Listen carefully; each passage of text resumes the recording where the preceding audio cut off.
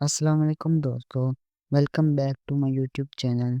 आज की वीडियो में हम एक्सरसाइज 1.1 का इंट्रोडक्शन और इसके कुछ सवालात करेंगे। तो पहले इसकी डिफाइन है equality of two complex number, यानी दो कॉम्प्लेक्स नंबर z1 और z2 इक्वल तब होंगे जब उनके रियल और इमेजिनरी पार्ट क्या होंगे, इक्वल होंगे यानी बराबर होंगे। तो मैंने लिखा है कि ए प्लस बी आयोटा बराबर होगा सी प्लस डी आयोटा के। कब?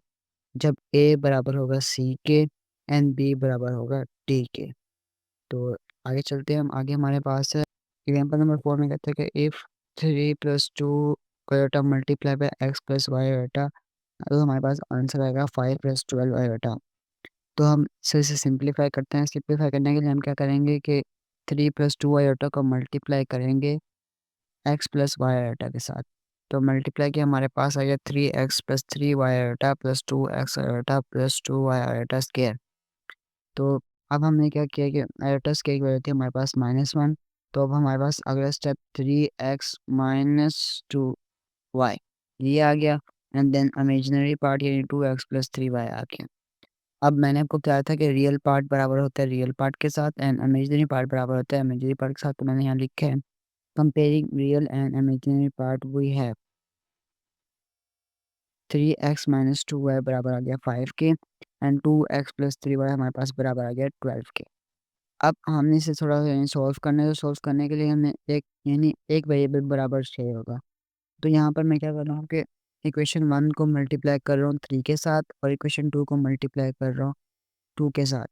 तो हमारे पास जो आएगा वो बनेगा 9x - 3y बराबर है 15 के एंड 4x + 6y बराबर है हमारे पास 24 के।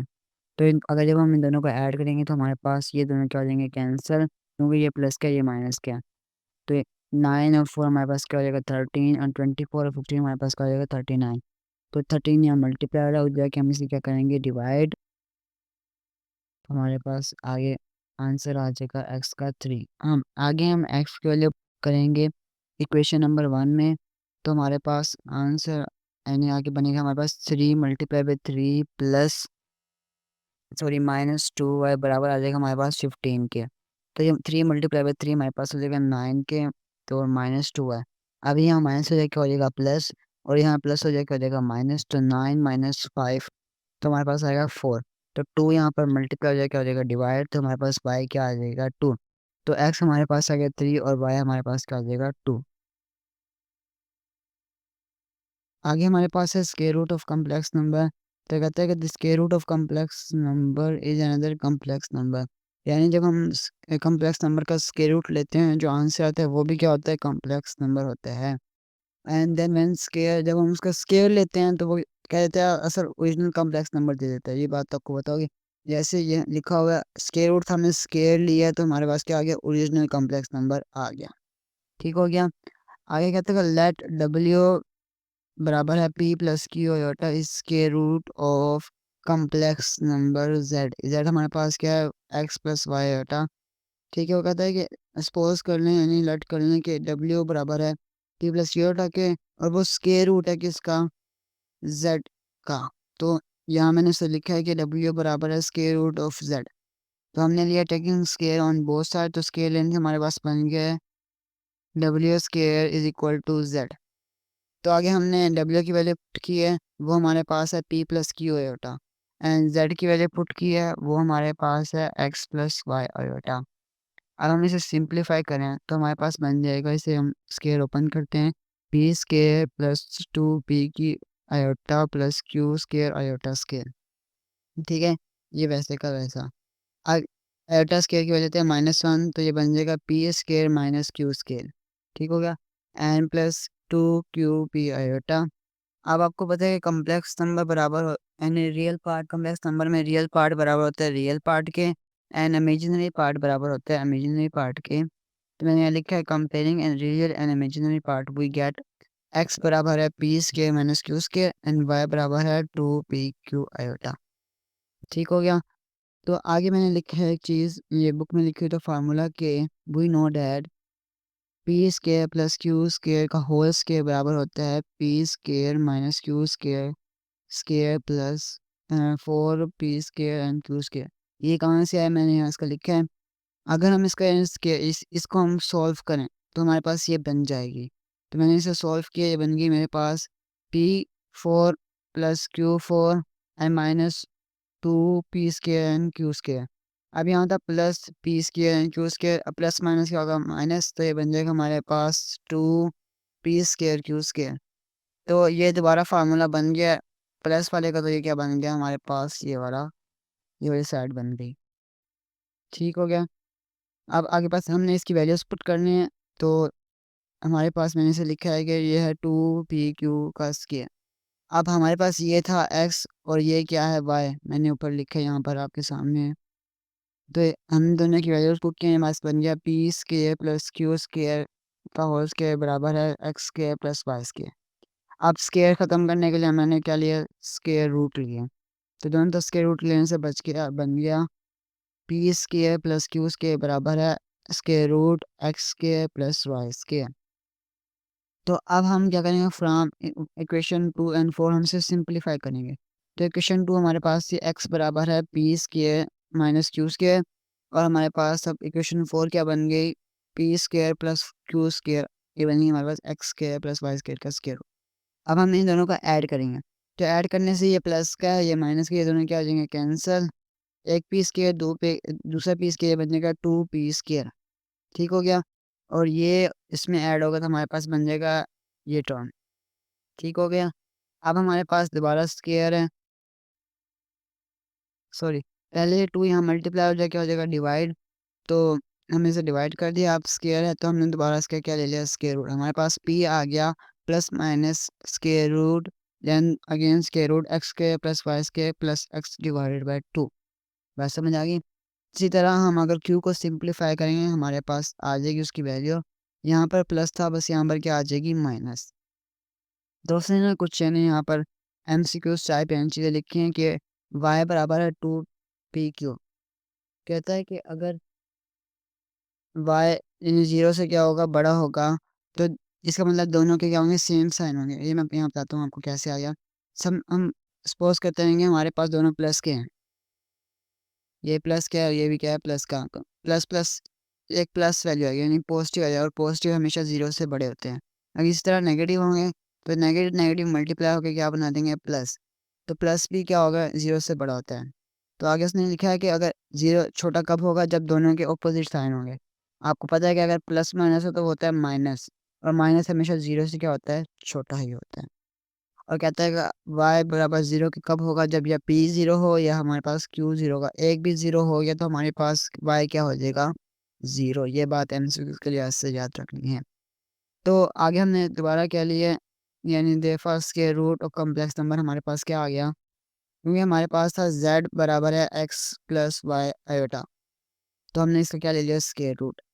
अब ये वैल्यू आ गई। अब आप कहेंगे ये वैल्यूज कहाँ से आ गई, हमने पढ़ा था कि z का स्क्वायर रूट बराबर होता है w के, और हमने ये पता w हमारे पास होता है p + q आयोटा। तो हमने यहाँ पर p की वैल्यू पुट की है जो हमारे पास ये है, एंड देन प्लस लगा के q की वैल्यू पुट की है जो हमारे पास ये है। अब ये वाली टर्म कहाँ से आई, ये वाली टर्म इसलिए लिखी है ताकि हम साइन का पता लगा सकें कि इसके यहाँ पर ये दरमियान में जो टर्म है,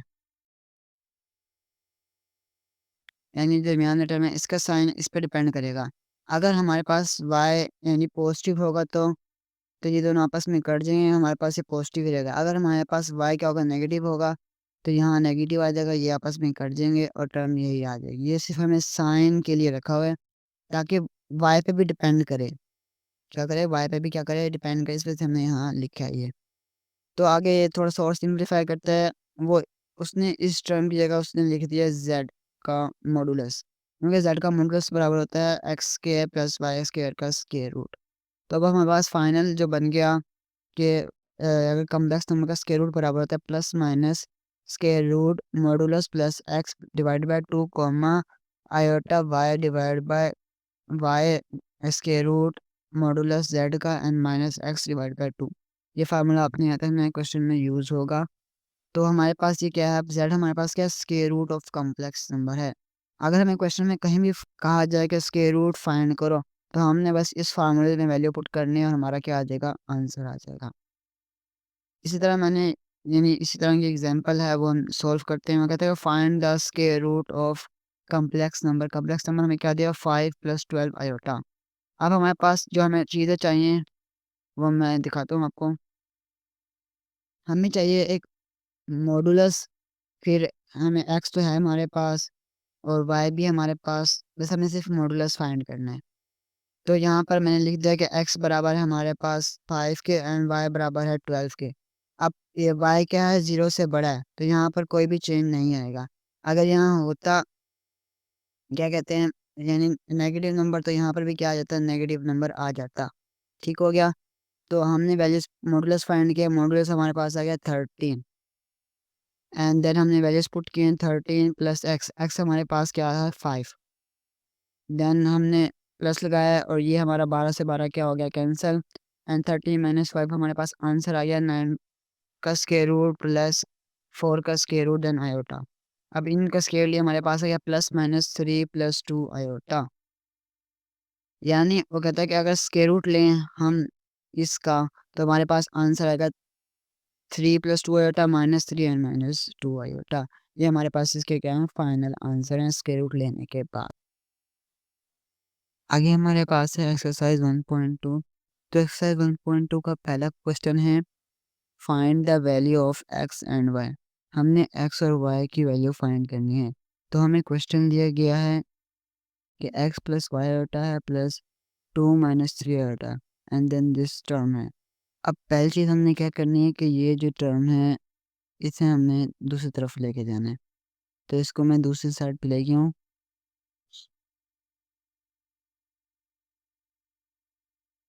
तो दूसरी साइड पे लेके गए तो ये बन गया -2 + 3 आयोटा। अब इन टर्म को मैंने किया मल्टीप्लाई। तो इन टर्म को मल्टीप्लाई करने से मेरे पास आंसर आ गया है 15 + 4 + 17 आयोटा। अब मैंने आयोटा के अंदर मल्टीप्लाई किया जिसके बाद मेरे पास बन गया 19 आयोटा + 17 आयोटा स्क्वायर और ये टर्म ऐसे की ऐसे यहाँ पर आ गई। अब आयोटा स्क्वायर कर लेते हैं -1 तो ये बन गया -17 देन -2 था एंड 19 और 3 हमारे पास क्या बन गया 22। अब -17 और -2 ये हमारे पास बन गया -19 और ये +22 ऐसे कैसा। अब अगर हम दोनों को कंपेयर करें तो इमेजिनरी पार्ट बराबर होगा इमेजिनरी पार्ट के एंड रियल पार्ट बराबर होगा रियल पार्ट के। तो हमारे पास x क्या आ जाएगा 19 और y क्या आ जाएगा हमारे पास 22। इसी तरह हमारे पास क्वेश्चन नंबर 2 है एंड उसमें कहता है कि x + y iota multiply 1 - iota and then this term यानी आपस में तीनों क्या हो रहे हैं मल्टीप्लाई हो रही हैं। तो फर्स्ट मैंने इसको मल्टीप्लाई किया इस टर्म के साथ पूरी।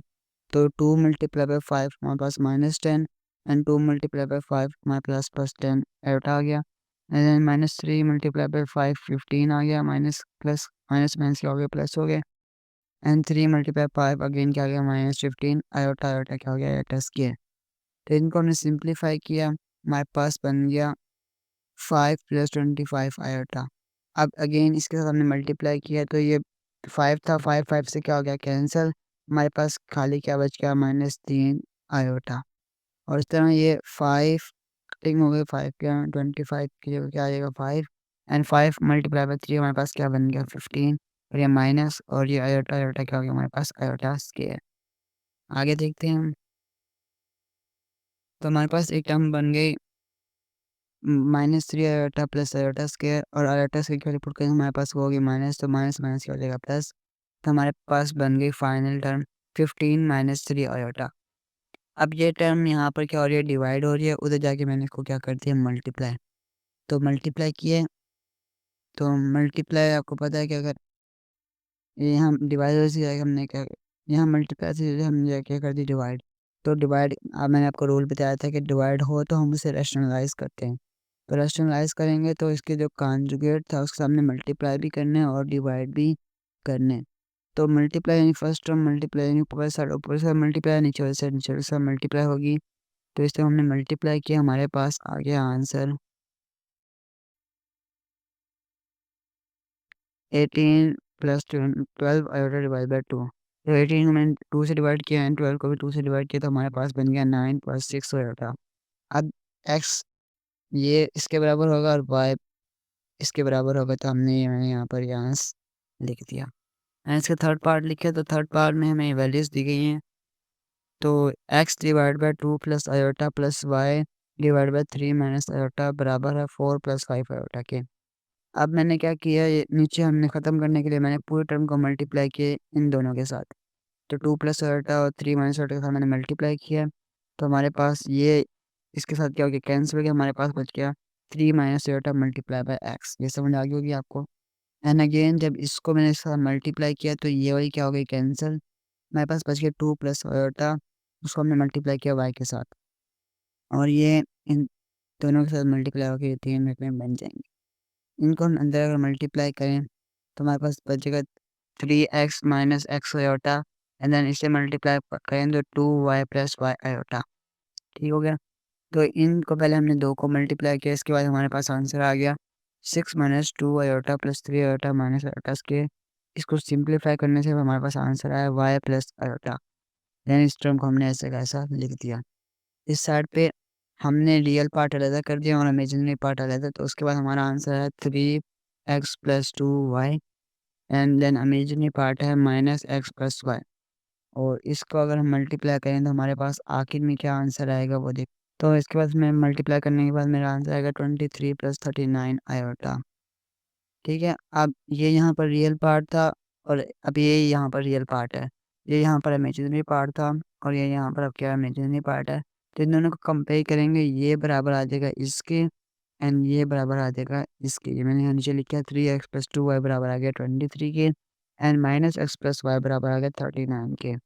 अब देखिए यहाँ पर है 3x और यहाँ पर कुछ भी नहीं है, तो कटिंग करने के लिए मैं यहाँ पर इसे 3 के साथ मल्टीप्लाई करता हूँ तो मेरा बन जाएगा -3x प्लस 3y बराबर है 117।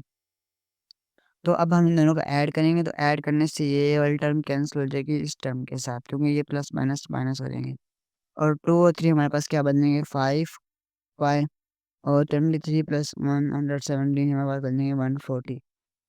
तो 5 यहाँ पर क्या हो रहा है, मल्टीप्लाई हो जाएगा, डिवाइड करेंगे तो हमारे पास y का आंसर आ जाएगा 23। अब यही वैल्यू हम इक्वेशन 2 में पुट करेंगे तो हमारा आ जाएगा minus x plus 23 equal to 39। तो यहाँ प्लस हो रहा है, क्या हो जाएगा माइनस, तो हमारे पास एक्स की वैल्यू क्या आ जाएगी 11। ठीक हो गया। इसके बाद हमारे पास है क्वेश्चन नंबर 2।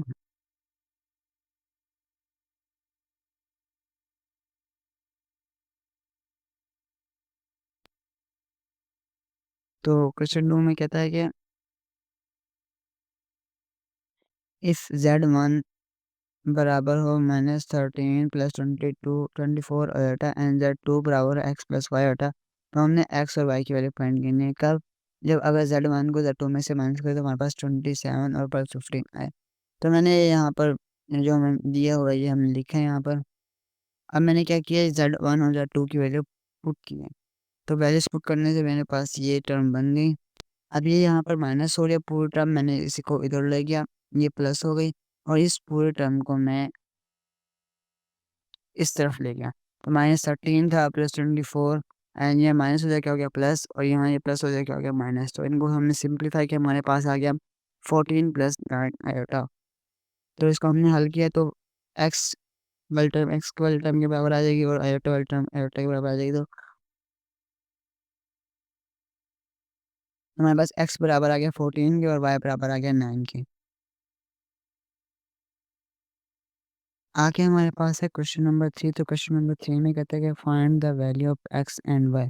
हमने एक्स और वाई की वैल्यू फाइंड करनी है, इस एक्स की और इस वाई की। तो हमारे पास क्वेश्चन है, फर्स्ट पार्ट इसका एक्स प्लस वाई आयोटा का स्क्वायर बराबर है 25 प्लस 60 आयोटा। अब हमने स्क्वायर रूट वाले जो हमारे पास फार्मूला था उससे सॉल्व करना है। तो उसके लिए हम बनाते हैं इसे, ये हमारे पास स्क्वायर है, इसको हम ख़त्म करने के लिए हम लेंगे स्क्वायर रूट। क्योंकि हमने फार्मूला पढ़ा था square root of complex number. अब ये हमारे पास कॉम्प्लेक्स नंबर है, इसका हमने क्या लेना है स्क्वायर रूट। इसको मैंने समझाने के लिए यहाँ लिखा है कि ये हमारे पास है डब्ल्यू का स्क्वायर और ये बराबर है जेड के। हमने जेड के ऊपर क्या लेके आना है स्क्वायर रूट, क्योंकि हमने कॉम्प्लेक्स नंबर के स्क्वायर रूट का फार्मूला पढ़ा था। तो इसका हम क्या लेंगे अब, square root, taking square root on both side. तो इसका स्क्वायर रूट से क्या देगा कैंसिल, ये बचेगा एक्स प्लस वाई आयोटा, और ये बराबर आएगा अंडर रूट 25 प्लस 60 आयोटा। अब ये मैंने इसकी फॉर्म भी लिखी है, डब्ल्यू बराबर आएगा क्या नाम है, कम्प्लेक्स नंबर के स्क्वायर रूट के। तो अब हमारे पास जो फार्मूला था ना उसमें थी एक्स और वाई वैल्यूज़, लेकिन हमारे पास एक्स और वाई पहले से यहाँ पर क्या हो गए, यूज़ हो गए। अब मैंने जो फार्मूला बनाया है वो मैंने ए और बी से बनाया है। तो हमारे पास फार्मूला बन गया ए प्लस बी आयोटे का स्क्वायर रूट, यानी इसका स्क्वायर रूट बराबर होगा modulus Z plus A divide by 2 under root plus B multiply iota divide by B and दोबारा under root modulus minus A divide by 2। तो इस फार्मूले में वैल्यूज पुट करने के लिए हमें मॉडुलस फाइंड करना पड़ेगा। तो अगर हम देखें तो हमारे पास 25 क्या है, ए है, और 60 क्या हमारे पास बी है। तो हम वैल्यूज पुट करते हैं मॉडुलस वाले फार्मूले में, ए स्क्वायर प्लस बी स्क्वायर का अंडर रूट। तो 25 स्क्वायर प्लस 60 स्क्वायर लिए हमारे पास आंसर जो आया कि वो आया 65। अब जो हमने जो स्क्वायर रूट का फार्मूला बनाया था हम उसमें वैल्यूज पुट करते हैं। तो हमने इसमें वैल्यूज पुट किए हैं। तो ये हमारे पास modulus plus A divide by 2। अब यहाँ पर 60 था और यहाँ पर भी ऊपर क्या था, बी था, तो हमने 60 से 60 से कैंसिल कर दिया, ये हटा ऐसा ऐसा आ गया। तो 65 माइनस 25 डिवाइड बाई 2, इनको हमने सॉल्व किया, इसका आंसर आ गया। अगर आप कैलकुलेटर पर लिखोगे वो इस तरह सेम टू सेम आंसर निकाल देगा, इसका बचेगा m3 multiply 5 under root and 2 multiply 5 under root iota. तो आपको पता है कि जो क्या नाम है आयोटा के, यानी यहाँ पर अगर हम इसे कंपेयर करें तो x इसके बराबर होगा और y बराबर होगा आयोटा के साथ वाले के साथ। तो मैं लिखता हूँ x बराबर आ गया हमारे पास 3 अंडर रूट 5 एंड y बराबर आ गया मेरे पास 2 अंडर रूट 5। तो ये क्वेश्चन उम्मीद करता हूँ आपको समझ आ गया होगा। आगे हमारे पास क्वेश्चन नंबर 3 का पार्ट 3 मैंने लिखा है, उसमें कहता है कि x प्लस वाई आयोटा का स्क्वायर बराबर है 2 iota minus c divide by 3 plus iota. अब मैंने आपको बताया था अगर डिवीजन की फॉर्म में हो तो हम उसका क्या करते हैं, रैशनलाइजेशन करते हैं। तो रैशनलाइजेशन में होता है कि हमने डिनोमिनेटर में जो होता है उसका कॉन्जुगेट मल्टीप्लाई और डिवाइड करना होता है। तो मल्टीप्लाई किया तो ऊपर टर्म ऊपर के साथ मल्टीप्लाई होगी, नीचे वाली टर्म नीचे वाले साथ मल्टीप्लाई होगी। तो मल्टीप्लिकेशन कंप्लीट करने के बाद हमारे पास आंसर आया -7 plus 9 iota divide by 9 plus 1। तो अब इसे हमें सिंप्लीफाई करें तो हमारे पास बन जाएगा -7/10 प्लस 9/10। अब ये क्वेश्चन पिछले पार्ट 1 की तरह होगा जिसमें मैंने आपको बताया था कि हम निकलना होता है स्क्वायर रूट लेना होता है कम्प्लेक्स नंबर का। तो हम दोनों तरफ क्या लेंगे अब, स्क्वायर रूट, तो ये बच जाएगा x प्लस वाई आयोटा, और इसकी तरफ क्या आ जाएगा अब, स्क्वायर रूट। अब हमारे पास ये आ गया कम्प्लेक्स नंबर का स्क्वायर रूट, और हम कम्प्लेक्स नंबर के स्क्वायर रूट का फार्मूला जानते हैं, मैंने आगे लिखा है कि जेड का स्क्वायर रूट बराबर होता है A plus B iota plus minus modulus plus A divide by 2 square root plus B iota divide by B modulus minus A divide by 2 का स्क्वायर रूट। तो अगर हम अपनी ए और बी की वैल्यू पुट करें, जो ए हमारे पास है -7/10 एंड बी हमारे पास है 9/10। तो पहले हम मॉडुलस फाइंड करते हैं। मॉडुलस का हमारे पास फार्मूला है ए स्क्वायर प्लस बी स्क्वायर। तो ए और बी की वैल्यू पुट की हमने, इसे सिंप्लीफाई किया, हमारे पास आया 1.14। तो ये हमारे पास आ गया मॉडुलस। अब हम अपने फार्मूले में वैल्यूज पुट करते हैं। तो हमारे पास ये मॉडुलस की वैल्यू आ गई 1.14 प्लस ए हमारे पास है -7/10 डिवाइड बाई 2 एंड ये 9/10 आ गया, और ये भी 9/10 आ गया, आपस में कटे क्योंकि दोनों सेम है। और ये आ गया 1 प्लस 1.14 माइनस और माइनस, क्योंकि हमारे पास माइनस चाहिए था, डिवाइड बाई 2। तो अगर हम इसे कैलकुलेटर पर सिंप्लीफाई करें, अगर आप कैलकुलेटर पे ये जिस तरह लिखा हुआ इस तरह लिखोगे तो आपके पास ये आंसर आ जाएगा। क्या आंसर क्या आएगा हमारे पास, प्लस माइनस 0.469 कॉमा 0.595। ठीक है, आगे हमारे पास है क्वेश्चन नंबर 4। तो क्वेश्चन नंबर 4 में कहता है कि if z1 is equal to 2 plus 3 iota and z2 is equal to a minus alpha. तो कहते हैं कि अल्फ़ा की वैल्यू फाइंड करो, जबकि अगर हम इन दोनों को मल्टीप्लाई करें तो उसका इमेजिनरी पार्ट क्या आएगा, 7 के बराबर आएगा। तो सबसे पहले हम इन दोनों को करेंगे मल्टीप्लाई, तो z1 मल्टीप्लाई बाई z2, तो मल्टीप्लिकेशन करेंगे तो ये 2 मल्टीप्लाई होगा 1 के साथ तो बन जाएगा 2, देन 2 मल्टीप्लाई होगा अल्फ़ा के साथ माइनस अल्फ़ा के साथ तो ये बन जाएगा -2 अल्फ़ा। इसी तरह 3 आयोटा बनेगा एंड देन फिर -3 अल्फ़ा आयोटा। तो हम इसका रियल और इमेजिनरी पार्ट अलग-अलग कर लेते हैं। तो रियल पार्ट इसका 2 -2 alpha and then imaginary part है 3 -3 अल्फ़ा। तो हमें इमेजिनरी पार्ट की वैल्यूज़ दी है तो मैं लिखता हूँ देन इमेजिनरी पार्ट हमारे पास क्या है 7 है। तो 3 -3 अल्फ़ा किसके बराबर हो जाएगा 7 के। तो अब हमें अल्फ़ा फाइंड करना है तो अल्फ़ा को हम एक तरफ ले आते हैं, बाकी वो 7 यहाँ प्लस हो रहा है जो क्या हो जाएगा माइनस। तो ये बन जाएगा 3 -7, तो हमारे पास आएगा -4। तो यहाँ 3 क्या हो रहा है मल्टीप्लाई जो क्या हो जाएगा डिवाइड, तो हमारे पास अल्फ़ा की वैल्यू क्या आ जाएगी 3/4/3। ठीक हो गया। आगे हम चलते हैं अपने क्वेश्चन नंबर 5 की तरफ।